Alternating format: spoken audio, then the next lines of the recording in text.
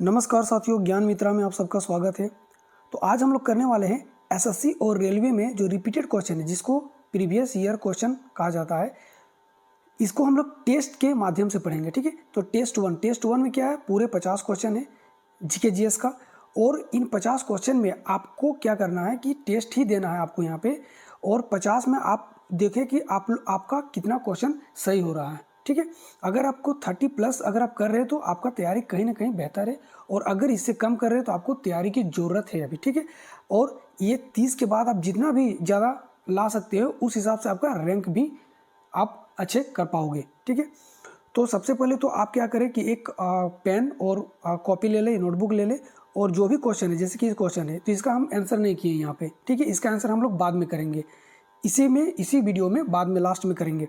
तो आपको जैसे कि यहाँ पे क्वेश्चन है, इस क्वेश्चन को हम पढ़ेंगे और 2 सेकंड पढ़ने के और ऑप्शन पढ़ने के बाद हम 2 सेकंड देंगे आपको क्वेश्चन करने के लिए। आपको आंसर सही करना है, और जब ये पूरा 50 क्वेश्चन कंप्लीट हो जाएगा तो आप लोग खुद कमेंट करके हमको बताइएगा कि आउट ऑफ 50 आपका कितना क्वेश्चन सही हुआ। ठीक है, तो चलिए वीडियो को शुरू करते हैं। देखिए, पहला क्वेश्चन है, भारत में लौह एवं रक्त आयरन एंड ब्लड की नीति अपनाने वाला सुल्तान कौन था। ठीक है, तो आपके ऑप्शन है इल्तुतमिश, अलाउद्दीन खिलजी, बलबन और मोहम्मद बिन तुगलक। ये आपका ऑप्शन है। ठीक है, चलिए अगला क्वेश्चन पूछा गया है, भारत में सिजदा और पाबोस प्रथा की शुरुआत किस सुल्तान ने की थी। तो भारत में सिजदा और पाबोस प्रथा की शुरुआत किस सुल्तान ने की थी। आपका ऑप्शन है कुतुबुद्दीन ऐबक, बलबन, फिरोज शाह तुगलक और बाबर। चलिए अगला क्वेश्चन है, श्रीमद् भागवत गीता का अंग्रेजी अनुवाद किसने किया था। तो श्रीमद् भागवत गीता का अंग्रेजी में अनुवाद किसने किया था। ऑप्शन है Max Muller, Charles Wilkinson, William Jones और हंटर। ये 4 ऑप्शन में आपको सही करना है। ठीक है, चलिए नेक्स्ट है, बॉक्साइट किस धातु का अयस्क है। तो बॉक्साइट किस धातु का अयस्क है, इजी क्वेश्चन है। तांबा, लोहा, एल्यूमिनियम और जस्ता, ये 4 ऑप्शन आपका दे रखा है। अगला क्वेश्चन है, वर्ण व्यवस्था किस सभ्यता की देन मानी जाती है। तो वर्ण व्यवस्था जिसमें 4 वर्णों के बारे में बताया गया था, किस सभ्यता की देन मानी जाती है। आपको ऑप्शन है द्रविड़, आर्य, सिंधु और वैदिक। अगला क्वेश्चन है, भारत का सबसे पुराना संग्रहालय यानी कि म्यूजियम कहाँ स्थित है। तो भारत का सबसे पुराना संग्रहालय कहाँ स्थित है। आपको ऑप्शन भी दे रखा है दिल्ली, मुंबई, कलकत्ता और चेन्नई। ठीक है, ये 4 ऑप्शन आपका दे रखा है। नेक्स्ट क्वेश्चन है, 5 नदियों की भूमि किसे कहा जाता है। ऑप्शन में है हरियाणा, पंजाब, राजस्थान और गुजरात। नेक्स्ट क्वेश्चन है, 1934 में प्लान्ड इकोनॉमी फॉर इंडिया पुस्तक किसके द्वारा लिखा गया था। ऑप्शन दे रखा है जवाहरलाल नेहरू, एम विश्वेश्वरैया, महात्मा गांधी और सुभाष चंद्र बोस। नेक्स्ट क्वेश्चन है, महाकालेश्वर का प्रसिद्ध मंदिर किस शहर में स्थित है। आपके ऑप्शन है वाराणसी, उज्जैन, नासिक और भोपाल। नेक्स्ट क्वेश्चन पूछा गया है कि पंडित जवाहरलाल नेहरू ने किसे आधुनिक भारत के मंदिर कहा था। किसे आधुनिक भारत का मंदिर कहा था। आपका ऑप्शन है विश्वविद्यालय को, संसद भवन को, बड़े बांध को या फिर उद्योगों को। चलिए अगला क्वेश्चन पूछा था कि गुरु गोविंद सिंह का जन्म कब और कहाँ हुआ था। कब और कहाँ हुआ था गुरु गोविंद जी का जन्म। तो आपका ऑप्शन भी दे रखा, अमृतसर 1660 में, पटना 1666 में, अनंतपुर साहिब 1675 में या फिर लाहौर 1668 में। अगला क्वेश्चन है, संविधान की प्रस्तावना में हमारे देश का नाम किस नाम से संबोधित किया गया है। हिंदुस्तान, आर्यव्रत, भारत या फिर भारतवर्ष। नेक्स्ट क्वेश्चन है, भारत के कौन से प्रधानमंत्री संसद का सामना नहीं कर सके थे। ठीक है, यह क्वेश्चन कई बार रिपीट किया गया है। चलिए ऑप्शन में है वीपी सिंह, चौधरी चरण सिंह, मोरारजी देसाई और गुलजारी लाल नंदा। नेक्स्ट क्वेश्चन है, राज्यसभा के प्रथम सभापति कौन थे। राज्यसभा के प्रथम सभापति कौन थे। डॉक्टर राजेंद्र प्रसाद, डॉक्टर सर्वपल्ली राधाकृष्णन, जवाहरलाल नेहरू या जीवी मौलांकन। ठीक है, तो आपको इन 4 में से कोई एक ऑप्शन जो सही है उसको आपको करना है। चलिए नेक्स्ट है, केंद्र में पहली गैर कांग्रेसी सरकार के प्रधानमंत्री कौन थे। तो पहली गैर कांग्रेसी सरकार के प्रधानमंत्री कौन थे आपको बताना है। ऑप्शन में दे रखा चौधरी चरण सिंह, अटल बिहारी वाजपेयी, मोरारजी देसाई और पीवी सिंह, ठीक है, वीपी सिंह। चलिए नेक्स्ट क्वेश्चन है, बीजक ग्रंथ के रचयिता कौन है? बीजक ग्रंथ के रचयिता कौन है? तुलसीदास, सूरदास, कबीरदास या फिर रहीम। नेक्स्ट क्वेश्चन है, भारत के अंतिम अंग्रेज वायसराय कौन थे? भारत के अंतिम अंग्रेज वायसराय कौन थे? अंग्रेज वायसराय के बारे में यहाँ पे पूछा गया, ठीक है। तो Lord Curzon, Lord Mountbatten, Lord Ripon या फिर लॉर्ड बेवल। नेक्स्ट क्वेश्चन है, करो या मरो का नारा किसने दिया था? इजी क्वेश्चन है, सुभाष चंद्र बोस, महात्मा गांधी, भगत सिंह या फिर बाल गंगाधर तिलक। नेक्स्ट क्वेश्चन, केंद्रीय मत्स्य औद्योगिक संस्थान कहाँ स्थित है? चेन्नई में, कोचीन में, एर्नाकुलम में या फिर विशाखापट्टनम में। नेक्स्ट क्वेश्चन है, कन्याकुमारी शहर किस राज्य में स्थित है? कन्याकुमारी शहर किस राज्य में स्थित है? केरल, आंध्र प्रदेश, तमिलनाडु या फिर कर्नाटक।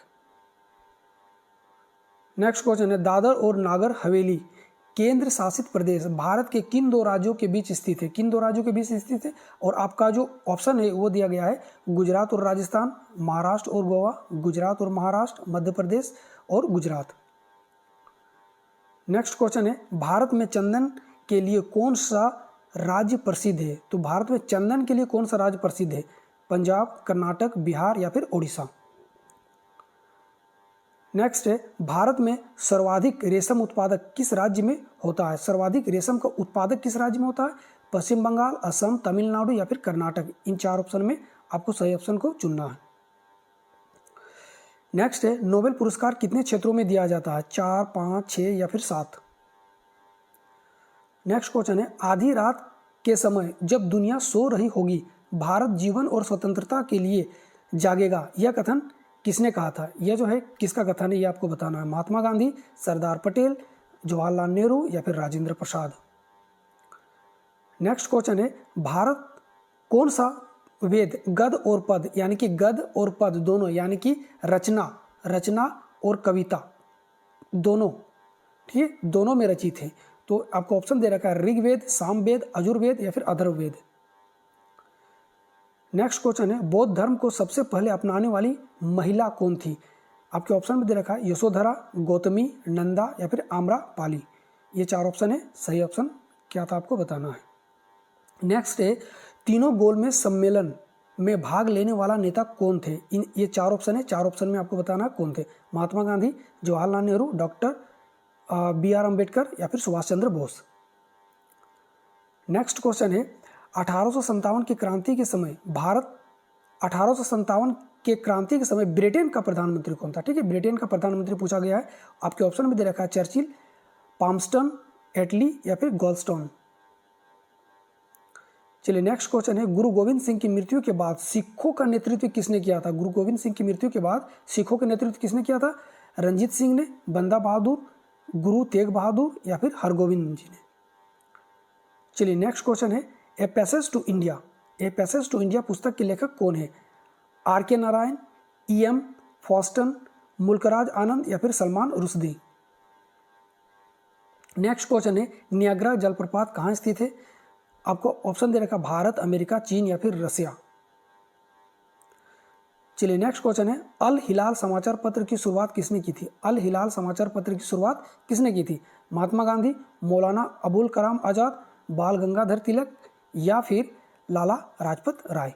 ठीक है, चलिए नेक्स्ट क्वेश्चन, आलमाटी बांध, ये क्वेश्चन कई बार पूछा गया। आलमाटी बांध किस नदी पर बनाया गया है? आलमाटी बांध आपको ऑप्शन में दे रखा, गंगा, गोदावरी, कृष्णा या फिर नर्मदा। नेक्स्ट क्वेश्चन है, the God of small thing, the God of small thing पुस्तक की लेखिका कौन है? ठीक है, और ये जो क्वेश्चन है ना, जब ये क्वेश्चन पूछा जा रहा था तो हर एग्जाम में पूछा जा रहा था। ये अपने समय में एकदम समझ लो कि हाइप किया हुआ था ये क्वेश्चन। ठीक है, बहुत इंपॉर्टेंट क्वेश्चन है। और आपका ऑप्शन दे रखा, अरुंधति रॉय, किरण देसाई, महाश्वेता देवी या फिर अमृता प्रीतम। नेक्स्ट क्वेश्चन है, किस देश के सांसद को सांसदों की जननी यानी कि मदर ऑफ पार्लियामेंट्स कहा जाता है? आपका ऑप्शन है भारत, अमेरिका, ब्रिटेन और फ्रांस। देखिए इस क्वेश्चन में बहुत सारा बच्चे गलत करने वाले हैं। ठीक है, अच्छे से ध्यान से करना इसका। चलिए, चीन में लाल क्रांति यानी कि रेड रिवॉल्यूशन कब हुआ था? ये आपको बताना है। तो 1945 में, 1947 में, 1949 में या फिर 1952 में। नेक्स्ट क्वेश्चन है कास यानी कि कांसा यानी कि ब्रॉन्ज मिश्र धातु किन मिश्र धातुओं से मिलकर बना है। आपको दो धातु को बताना था, क्या क्या है, तांबा और जस्ता, तांबा और टिन, लोहा और कार्बन, एल्युमिनियम और तांबा। नेक्स्ट क्वेश्चन है डिएगो गार्सिया द्वीप, कई बार पूछा गया, ठीक है। डिएगो गार्सिया द्वीप किस महासागर में स्थित है?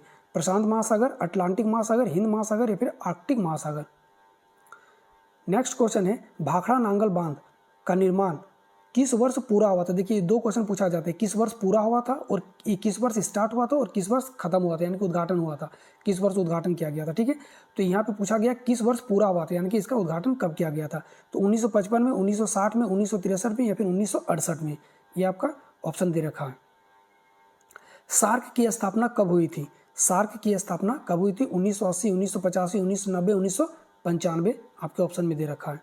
चलिए सैम्पेन ये एक जनजाति है, ये कहाँ पाया जाता है ये आपको पूछा गया है। नागालैंड में, मिजोरम में, अंडमान निकोबार में या फिर असम में। सैम्पेन, ठीक है। चलिए नेक्स्ट क्वेश्चन है तेनालीराम किस राजा के दरबारी कवि थे? तेनालीराम किस राजा के दरबारी कवि थे? आपके ऑप्शन में दे रखा अशोक, कृष्णदेवराय, शिवाजी या फिर अकबर। चलिए नेक्स्ट क्वेश्चन है धौलपुर हाउस किस संस्था का मुख्यालय? धौलपुर हाउस किस संस्था का मुख्यालय? बहुत इंपॉर्टेंट क्वेश्चन है, ठीक है। चुनाव आयोग का, यूपीएससी का, आरबीआई का या फिर नीति आयोग का, ठीक है। ये चार ऑप्शन में आपको सही ऑप्शन बताना है। 49वीं समानांतर रेखा किन दो देशों के बीच सीमा बनाती है? तो 49वीं 49th जो समांतर पैरेलल लाइन है वो किन दो देशों के बीच में सीमा बनाती है आपको बताना है। आपके ऑप्शन दे रखा भारत और चीन, अमेरिका और कनाडा, रूस और चीन या फिर फ्रांस और जर्मनी। चलिए नेक्स्ट क्वेश्चन है विवेकानंद स्मारक कहाँ स्थित है? विवेकानंद स्मारक कहाँ स्थित है? आपके ऑप्शन दे रखा है पश्चिम बंगाल, तमिलनाडु, केरल या फिर कर्नाटक। नेक्स्ट क्वेश्चन है एक्यूपंक्चर क्या है? एक्यूपंक्चर क्या है? तो योग पद्धति है, सर्जरी पद्धति है, सुई द्वारा उपचार की विधि है या फिर आयुर्वेदिक उपचार है। ये चार ऑप्शन में आपको सही बताना है। चलिए नेक्स्ट क्वेश्चन है सेकेंड लास्ट है डायलिसिस का उपयोग किस अंग के कार्य हेतु किया जाता है? तो डायलिसिस का उपयोग क्यों किया जाता है?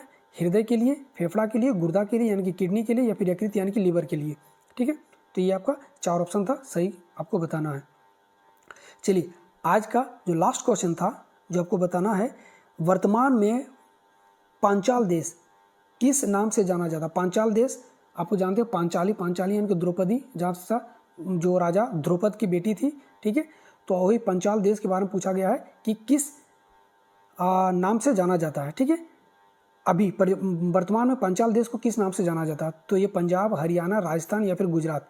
और ये क्वेश्चन जो है ना, ये वाला क्वेश्चन, इसका जो है ना ऑप्शन गलत है, ठीक है। इसको आपको खुद से करना है, ये ऑप्शन चारों ऑप्शन गलत है, इसमें से कोई भी सही नहीं है। आपको खुद से बताना है कि इसका करेक्ट आंसर क्या होगा, कौन सा राज्य होगा, ठीक है। तो ये 50 क्वेश्चन हो गया। तो चलिए अब हम लोग करते हैं इसका जो सॉल्यूशन है वो, ठीक है, आंसर। पहला में पूछा गया था कि भारत में लौह और रक्त की नीति यानी कि आयरन एंड ब्लड की नीति अपनाने वाला सुल्तान कौन था? तो देखिए आयरन और ब्लड, आयरन का मतलब होता है तलवार, ठीक है, तलवार। और रक्त का मतलब तो जानते हैं, ब्लड मतलब रक्त, ठीक है। तो तलवार और खून, ये नीति अपनाया था, किसने अपनाया था? तो सबसे पहले गयासुद्दीन बलबन ने अपनाया था। क्यों अपनाया था? क्योंकि इसके जो आंतरिक विद्रोह हो रहा था इसके शासनकाल में, और जो मंगोल था, मंगोल आक्रमणकारियों के प्रति इन्होंने क्या किया था कि क्रूरता की नीति अपनाई, जिसको नाम दिया गया लौह और रक्त की नीति। मेरे दुश्मनों को मारना है, सिर्फ खत्म कर देना है, ठीक है। और ये कहा किसने किया था? गयासुद्दीन बलबन ने किया था। और ये बलबन जो थे वो दिल्ली सल्तनत यानी कि गुलाम वंश मामलुक डायनेस्टी के 9वां सुल्तान था, ठीक है। और इनका जो शासनकाल था 1266 से लेकर के 1287 के बीच में रहा था। ये सारा इंपॉर्टेंट है, आप लोग इसको कर लेना है, ठीक है। चलिए नेक्स्ट क्वेश्चन जो पूछा गया था, भारत में सिजदा और पाबोस प्रथा की शुरुआत किसने की थी? तो देखिए इसका भी शुरुआत किया था गयासुद्दीन बलबन ने किया था। सिजदा और पाबोस, सिजदा का मतलब क्या होता है? सिजदा का मतलब होता है कि ये क्यों किया था, ये सिजदा और पाबोस जो था ये प्रथा क्यों चलाया था? क्योंकि जो सुल्तान था उसके प्रति प्रतिष्ठा बढ़ाने के लिए, लोगों के जो है सुल्तान के प्रति प्रतिष्ठा बढ़ाने के लिए ये सिजदा और पाबोस प्रथा को लाया था। सिजदा का मतलब होता है कि घुटना टेक कर बैठ जाना, किसके सामने? सुल्तान के सामने। और पाबोस का मतलब होता है कि सुल्तान का पैर चूमना, ठीक है। ये प्रथा था सीधा, और पाबोस किसके द्वारा, तो बलबन के द्वारा। चलिए नेक्स्ट क्वेश्चन था जो पूछा गया था, श्रीमद् भागवत गीता का अंग्रेजी में अनुवाद किसने किया था, तो इसका जो अंग्रेजी अनुवाद किया था चार्ल्स विल्किंसन ने किया था। कब किया था, 1785 को किया था। ठीक है, चलिए अगला क्वेश्चन है, बॉक्साइट किस धातु का अयस्क है, तो बॉक्साइट जो है किस धातु का अयस्क है, आप लोग इजी क्वेश्चन था, एल्युमिनियम का था। वर्ण व्यवस्था किस सभ्यता की देन है, तो वर्ण व्यवस्था जो है ये वैदिक सभ्यता की देन है। ठीक है, और वेदों में लिखा गया था ब्राह्मण, क्षत्रिय, वैश्य और शूद्र, ये 4 वर्ण को बारे में बताया गया है। नेक्स्ट क्वेश्चन है, भारत का सबसे पुराना संग्रहालय कहाँ है स्थित है, तो ये कोलकाता में स्थित है। कोलकाता में इसी का दूसरा नाम जादूघर के नाम से जाना जाता है। ठीक है, जादूघर के नाम। इसकी स्थापना जो है 2 फरवरी 1814 को डेनिश वनस्पति विज्ञानी डॉक्टर एथानिएल वॉलिस ने किया था। ठीक है, तो ये सब नाम भी याद रख लीजिए, पूछा जा सकता है क्योंकि एसएससी बहुत सारा उटपटांग क्वेश्चन पूछ रहा है। 5 नदियों की भूमि किसे कहा जाता है, तो 5 नदियों की भूमि किसको कहा जाता है, पंजाब को। और ये 5 नदियां कौन कौन, सतलुज, ब्यास, रावी, चेनाब और झेलम। नेक्स्ट क्वेश्चन है, 1934 में planned economy of India, planned economy of India पुस्तक के लेखक जो थे वो कौन थे, सर मोक्षगुंडम, जिसको एम विश्वेश्वरैया भी कहा जाता है। ठीक है, नेक्स्ट है, महाकालेश्वर का प्रसिद्ध मंदिर किस शहर में पूछा गया है। कई बार ये क्वेश्चन रिपीट किया, मंदिर से जब भी क्वेश्चन पूछा जाता है ये क्वेश्चन जरूरी पूछा जा रहा है। ठीक है, ये उज्जैन मध्य प्रदेश। और एक बार ये क्वेश्चन पूछा गया था कि ये जो महाकालेश्वर का मंदिर ये किस नदी के किनारे स्थित है, तो ये भी क्वेश्चन पूछा गया है। ठीक है, रेलवे या फिर एसएससी में पूछा गया है, तो ये शिप्रा नदी के किनारे स्थित है। नेक्स्ट क्वेश्चन है, पंडित जवाहरलाल नेहरू ने किसे आधुनिक भारत के मंदिर कहा था, तो पंडित जवाहरलाल नेहरू ने बहु उद्देश्य नदी घाटी परियोजना को आधुनिक भारत के मंदिर कहा, और इसी के अंतर्गत में आता है कौन सा, बड़े बांध। ठीक है, इसका आंसर क्या हो जाएगा, बड़े बांध। नेक्स्ट है, गुरु गोविंद सिंह का जन्म कब और कहाँ हुआ था, तो गुरु गोविंद सिंह का जो जन्म है 1666 को हुआ था, और कहाँ पे हुआ था, पटना साहिब में। ठीक है, पटना साहिब में हुआ था, पटना साहिब में हुआ था, ये याद रख लीजिएगा। ठीक है, 1666 में। इनके अगर एग्जैक्ट आपको पूछा जाएगा कि डेट के साथ, तो 22 दिसंबर 1666। पिता का नाम था गुरु तेग बहादुर और माता का नाम था गुजरी जी। ठीक है,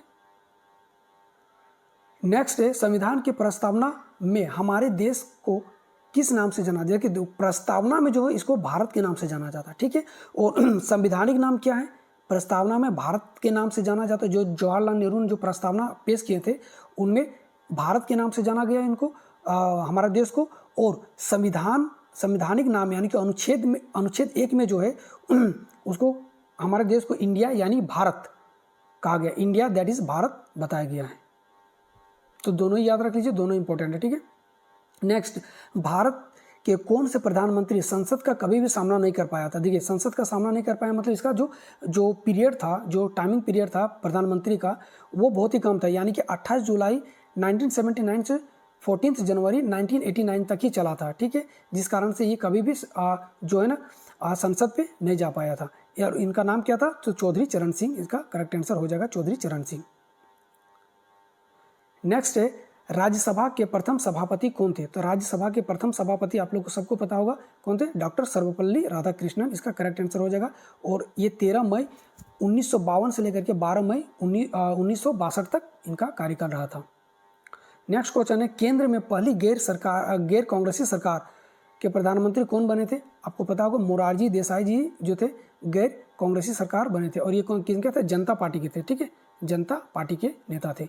ठीक है, इनका कार्यकाल 24 मार्च 1977 से लेकर 28 जुलाई 1979 तक चला था। नेक्स्ट है, बीजक ग्रंथ के रचयिता कौन थे, तो देखिए बीजक ग्रंथ के रचयिता कबीरदास थे। ठीक है, और बीजक जो है एक बार पीसीएस में पूछा गया था, बीजक को कितने भागों में विभाजित किया गया, बीजक ग्रंथ को कितने भागों में, तो इनको 3 भागों में विभाजित किया गया। ये भी याद रख लीजिएगा, क्या क्या है, साखी, सबद जो कि पद भाग है, और एक रमेनी, ये 3 भागों में बीजक को डिवाइड किया गया है। ठीक है, चलिए नेक्स्ट क्वेश्चन जो पूछा गया था, भारत के अंतिम अंग्रेज वायसराय कौन थे, इजी क्वेश्चन था, और ये कौन था, लॉर्ड माउंटबेटन, इसका करेक्ट आंसर हो जाएगा। ठीक है, बी नंबर का। नेक्स्ट क्वेश्चन है, करो या मरो का नारा किसने दिया था, करो या मरो का नारा किसने दिया था, इजी क्वेश्चन है, महात्मा गांधी जी ने दिया था करो या मरो का नारा। ठीक है, केंद्रीय मत्स्य औद्योगिक संस्थान कहाँ स्थित है, आपको पता होगा कोच्चि केरल में ये स्थित है। नेक्स्ट क्वेश्चन है कन्याकुमारी शहर किस राज्य में स्थित है? तो कन्याकुमारी शहर तमिलनाडु में स्थित है। ठीक है। नेक्स्ट क्वेश्चन है दादर और नागर हवेली केंद्र शासित प्रदेश किन दो राज्यों के बीच में स्थित है? तो आपको पता होगा कि ये गुजरात और महाराष्ट्र के बीच में स्थित है। नेक्स्ट क्वेश्चन है भारत में चंदन के लिए प्रसिद्ध जो राज्य है वो कौन है? आपको पता होगा बीरप्पन का नाम सुने होंगे। बीरप्पन जो कि कहाँ से आता था? कर्नाटक। ठीक है। और ये चंदन तस्कर था और सबसे ज़्यादा चंदन की लकड़ी कहाँ पे मिलता है? कर्नाटक में। भारत में सर्वाधिक रेशम उत्पादक किस राज्य में होता है? सर्वाधिक रेशम उत्पादक किस राज्य में होता है? अब रेशम का भी उत्पादक कर्नाटक में ही होता है। ठीक है। तो पूरा जो भी शहतूत रेशम है यानी कि मलबरी सिल्क है उसका 32% सिर्फ और सिर्फ कर्नाटक में ही होता है पूरा ऑल ओवर इंडिया में। ठीक है। 32% सिर्फ कर्नाटक से आता है। इसका आंसर क्या हो जाएगा? कर्नाटक। नेक्स्ट है नोबेल पुरस्कार कितने क्षेत्रों में दिया जाता है? तो आपको पता होगा कि नोबेल पुरस्कार जो 6 क्षेत्रों में दिया जाता है। इसको याद रखने का तरीका क्या है कि साइंस का तीनों हो गया और एक इकोनॉमिक्स हो गया। तो साइंस जैसे कि भौतिक हो गया, रसायन हो गया और चिकित्सा हो गया। एक तो हो गया आपका अर्थशास्त्र, एक है साहित्य और एक है शांति। ये 6 क्षेत्रों में दिया जाता है। ठीक है। आधी रात के समय जब दुनिया सो रही होगी भारत जीवन और स्वतंत्रता के लिए जागेगा, यह कथन किनके द्वारा कहा गया था? ठीक है। ये पंडित जवाहरलाल नेहरू के द्वारा दिया गया था। ठीक है। चलिए नेक्स्ट क्वेश्चन है कौन सा वेद गद्य और पद दोनों के में रचित है? यानी कि कविता और रचना दोनों में रचित है और ये यजुर्वेद। ठीक है। चलिए नेक्स्ट क्वेश्चन जो है पूछा गया था बौद्ध धर्म को सबसे पहले किस महिला ने अपनाया था? तो ये प्रजापति गौतमी। ठीक है। और ये कौन थी? ये भगवान बुद्ध का मौसी बोलो या फिर माँ, सौतेली माँ बोल लो। ठीक है। इनके जो माँ थी जन्म के समय ही मृत्यु हो गया था उनका। उनके बाद इनके जो फादर थे इन्हीं के जो माँ के जो सिस्टर थी प्रजापति गौतमी इन्हीं से शादी कर लिया था। ठीक है। यानी कि एक तरह से इनका मौसी भी हो गया, एक तरह से इनका सौतेली माँ भी हो गया। ठीक है। तो इनका नाम, इसका आंसर क्या हो जाएगा? प्रजापति गौतमी। नेक्स्ट है तीनों गोलमेज सम्मेलन में भाग लेने वाले नेता कौन थे? तो तीनों गोलमेज सम्मेलन में भाग लेने वाले नेता ऑप्शन के हिसाब से ये हो जाए कौन सा? Doctor VR Ambedkar. ठीक है। और तीनों गोलमेज सम्मेलन में कई सारे नेताओं ने भाग लिया है। आपको ये याद रख लेना तीनों गोलमेज सम्मेलन, जो गोलमेज सम्मेलन 1930 से स्टार्ट होकर के 1932 तक चला था, यानी कि 1930, 1931 और 1932। ठीक है।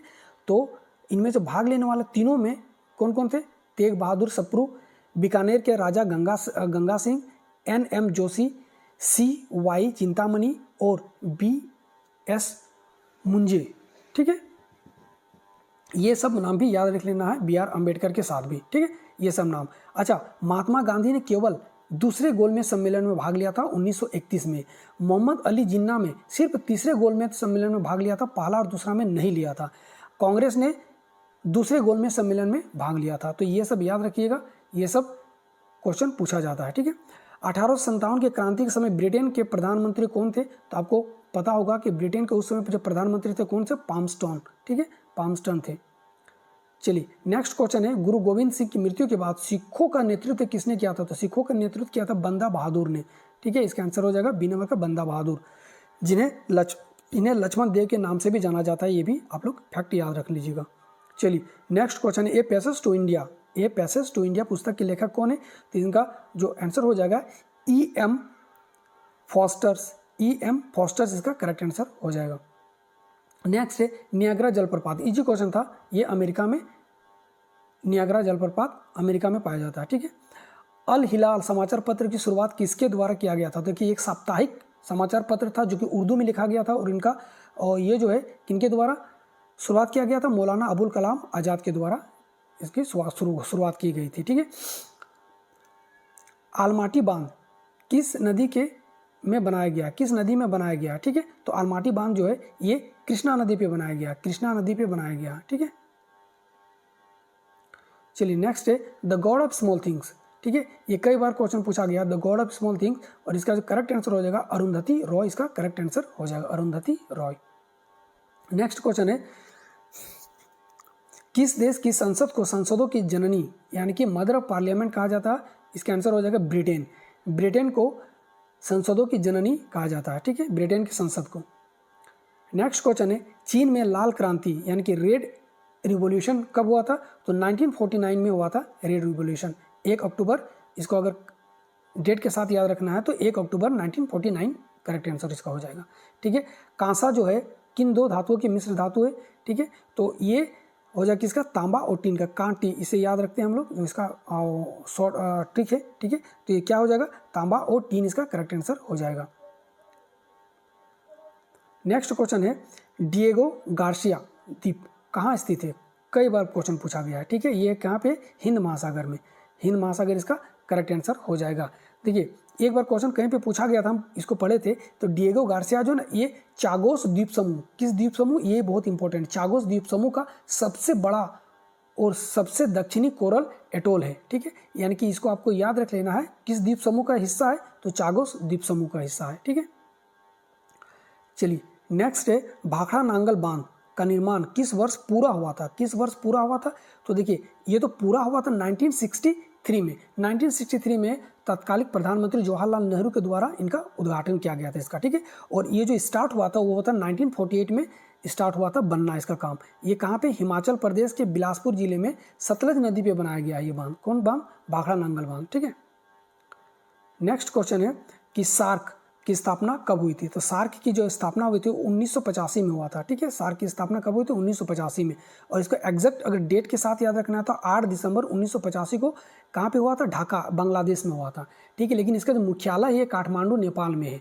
ठीक है, अब इसको जो संस्थापक देश है, ये 6 संस्थापक देश है इनके, कौन कौन सा, तो ये रहा भारत। ठीक है, इस तरह से भारत रख लो याद। ठीक है, अब इसको याद रखने का तरीका एकदम जो भारत से सटा सटा देश है वही सब है। देखो इधर पाकिस्तान हो गया, यहाँ पे नेपाल हो गया, यहाँ पे भूटान हो गया। ठीक है, यहाँ पे बांग्लादेश हो गया, तो कितना देश हो गया, 1 2 3 4।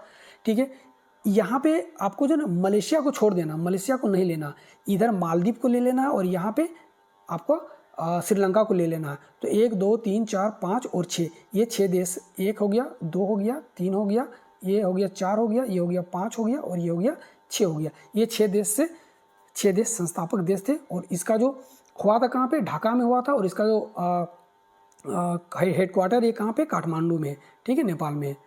तो ये सब फैक्ट भी याद रख लेना। चलिए नेक्स्ट है सैम्पेन जनजाति कहाँ पाई जाती है, तो सैम्पेन जनजाति अंडमान और निकोबार द्वीप समूह में पाया जाता है।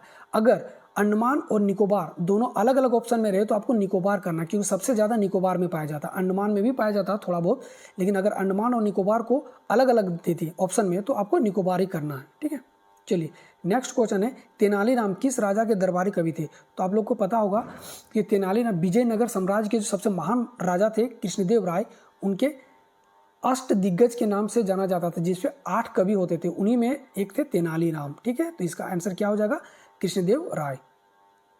चलिए नेक्स्ट क्वेश्चन है धौलपुर हाउस किस संस्था का मुख्यालय है, तो धौलपुर हाउस जो है union public service commission UPSC के,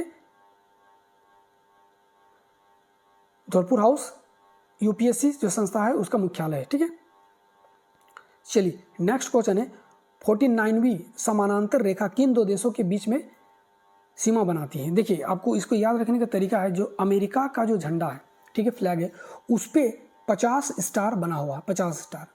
ठीक है, 50 स्टार बना हुआ है। और अभी जो है ट्रंप ने बोला था कि कनाडा को हम 51वां अपना स्टेट बना लेंगे, तो ये 50 स्टेट पहले से था अमेरिका के पास, और इसको बोला कि 51वां स्टेट हम कनाडा को बना लेंगे। तो 50 स्टेट इधर, 51 स्टेट इधर, और इसी के लमसम में 49वां 49 पड़ता है। यानी कि अब इसको ट्रिक से इस तरह से याद रख लो कि 49वीं समानांतर रेखा जो है वो अमेरिका और कनाडा के बीच में सीमा बनाती है। ठीक है, क्या है, अमेरिका और कनाडा इसका करेक्ट आंसर हो जाएगा। ये सब देख लेना आप लोग। ठीक है, अगर पीसीएस को कोई एग्जाम दे रहा तो इसके लिए ये एक बार आप लोग पढ़ लेना। ठीक है, चलिए नेक्स्ट है विवेकानंद स्मारक कहाँ स्थित है, तो विवेकानंद स्मारक कहाँ स्थित है, ये तमिलनाडु में स्थित है, कन्याकुमारी तमिलनाडु में। ठीक है, ये जो स्मारक है ये समुद्र से 500 मीटर दूर, यानी कि समुद्र से आधा किलोमीटर दूर, जब विवेकानंद जी जब कन्याकुमारी गए थे तो वहाँ से तैरते हुए एक समुद्र के बीच में टापू था, यहाँ से 500 मीटर दूर, उसी टापू में 3 दिन तक वो ध्यान में थे। और ये कब क्या किए थे, 1892 में। ठीक है, हिंद महासागर में स्थित है। ठीक है, चलिए नेक्स्ट क्वेश्चन जो है एक्यूपंक्चर क्या है। एक्यूपंक्चर एक पद्धति है जो हमारे शरीर में पूरा नसों का जाल बिछा हुआ है, कहीं कहीं पे और इसी के द्वारा जो हमारी बीमारियां होती है, ठीक है। अब यही एक्यूपंक्चर जो होता है, जो हम लोग इंजेक्शन लेते हैं उस सुई से भी पतला पतला सुई होता है। अब उसी को नसों को खोज के जिस बीमारी के लिए जो नस है उस पर इंजेक्शन को, इसको सुई को चुभा के रखा जाता है कुछ देर तक, ठीक है। उसमें कुछ मेडिसिन लगाया जाता है और चुभाया जाता है। सुई द्वारा उपचार इसका करेक्ट आंसर हो जाएगा। नेक्स्ट है डायलिसिस का उपयोग किस अंग के कार्य हेतु किया जाता है। तो आप लोग को पता होगा गुर्दा यानी कि किडनी के कार्य के लिए किया जाता है। जब किडनी खराब हो जाता है तो ब्लड को शुद्धि के लिए डायलिसिस में रखा जाता है इंसान को।